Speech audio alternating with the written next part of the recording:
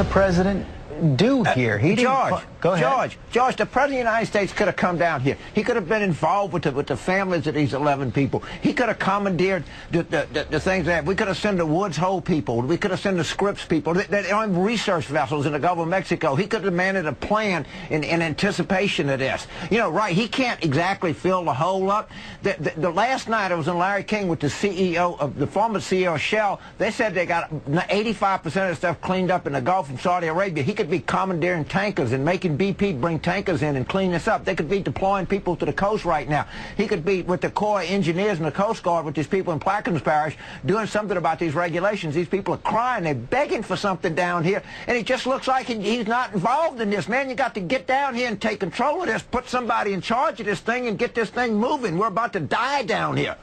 That's ABC News contributor and Democratic strategist James Carville sending a clear message to President Obama and his advisors earlier this week to try to take control of the Gulf oil spill disaster. While the message seemed to be received loud and clear, President Obama finally came face-to-face with the press in the first scheduled news conference in 10 months, attempting to convince Americans he is not standing on the sideline. My job is to get this fixed.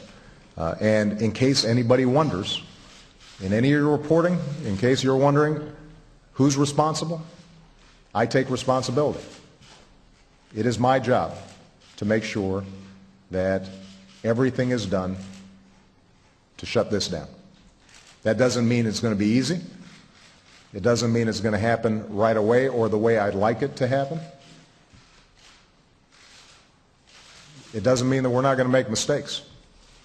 But there shouldn't be any confusion here. The federal government is fully engaged, and I'm fully engaged. Jim, the President's Chief of Staff, Rahm Emanuel, is famous for saying, never let a good crisis go to waste. Is it curious to you that in the middle of this Gulf oil crisis, all of a sudden the President decides to hold his first news conference in 10 months? Well, and he said very explicitly, I'm holding this news conference to let everybody know that I'm holding this news conference. I mean, it was right up there with Bush 41 saying, message I care, 20 years ago. Look, this is, including hauling out the daughter for the little anecdote about, Dad, you're going to get this fixed, aren't you? Which reminded me of Jimmy Carter citing his daughter in the 1980 presidential debate about nuclear war. Didn't work out too well for Carter. We'll see how it works out for Obama. Yeah, Ellis, you're from the Gulf Coast. You had to be right there with James Carville talking, listening to his impassioned plea to his fellow Democrat president,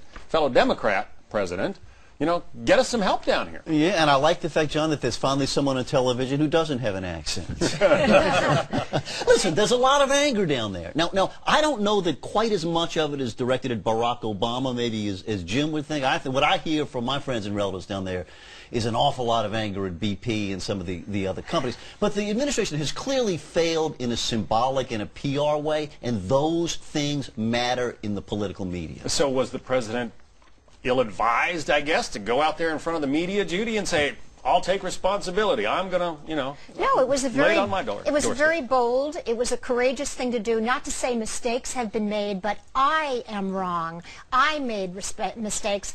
I'm going to accept responsibility. The problem is that cool, diffident style and the fact that he shows up so far into this crisis. Charles Blow at the New York Times said a very interesting thing. He said, when you see those pictures of that planning group down, the emergency planning group down there on the coast, there is not a single face that people know and recognize as being a political leader. And that's the problem. They appear to have ignored it, even if there is a limited number of things they could have done. Let's listen to the president in that news conference. Another piece of sound from him. He was responding to a question about whether or not this crisis is tantamount to his own version of Hurricane Katrina. Here's his answer. Can you respond to all the Katrina comparisons that people are making about this with yourself? Well, I'll take your second question first.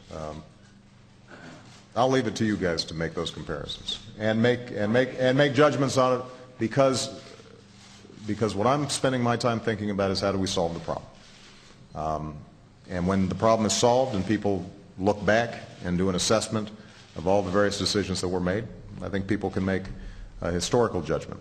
And I'm all right. Cal, what do you think about that historical judgment? Well, look, you don't have to go that far back in history. If the press would go back and re-examine what Senator Barack Obama said about George W. Bush during the Katrina thing, he was all over him in his failure, supposedly, to act more quickly with Katrina. But here's where the bloom is off the rose, John. If you listen to that first clip from the press conference at the introduction of the program today, you'll hear that one reporter who got up and say to the president, "How can you say that? The whole idea that Barack Obama may not be forthcoming is a new revelation to the media.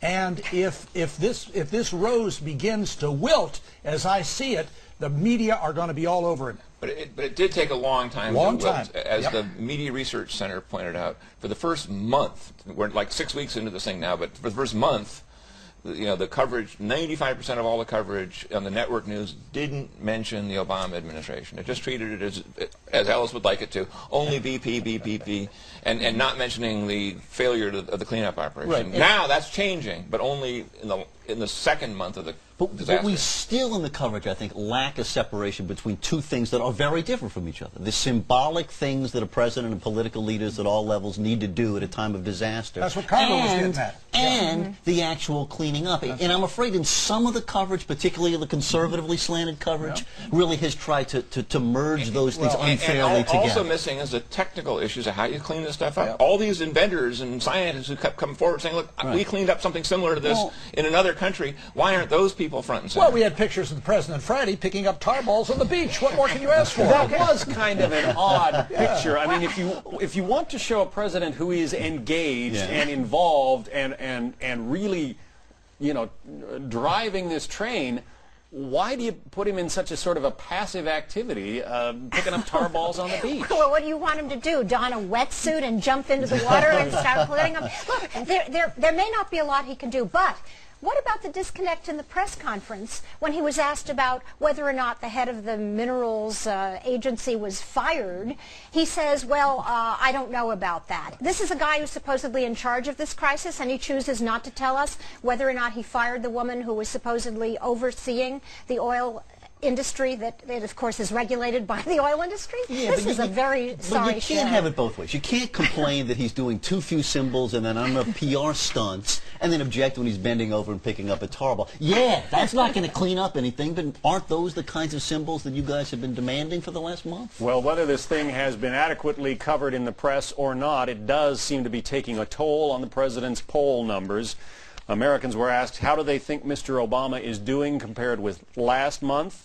CBS News shows his poll numbers are slightly down in a poll that they took. 47% approve of the job he's doing, 43% disapprove. Last month, he was at 51% approval, 39% disapproval.